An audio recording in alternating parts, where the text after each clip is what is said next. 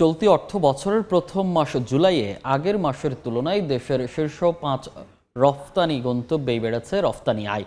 সর্বোচ্চ রফতানি আয় এসেছে যুক্তরাষ্ট্র থেকে, দ্বিতীয় অবস্থানে রয়েছে জার্মানি। জুলাইয়ে শীর্ষ ৫ রপ্তানি গন্তব্যের সবকটিতেই মাস ব্যবধানে বেড়েছে রফতানি আয়। চলতি অর্থবছরের প্রথম মাস জুলাইয়ে সবচেয়ে বড় রফতানি গন্তব্য যুক্তরাষ্ট্র।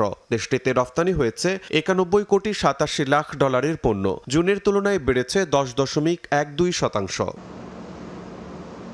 দ্বিতীয় সর্বোচ্চ গন্তব্য জার্মানি। জুলাইয়ে দেশটিতে রপ্তানি আয় $৪৯,৫৩,০০,০০০, মাস ব্যবধানে বেড়েছে ১৮.১৮%। তৃতীয় অবস্থানে থাকা যুক্তরাজ্যে জুলাইয়ে রপ্তানি হয়েছে $৪৭,৮৪,০০,০০০ পণ্য, জুনের তুলনায় প্রবৃদ্ধি ২১.৩৪%। চতুর্থ বৃহত্তম রপ্তানি গন্তব্য স্পেন।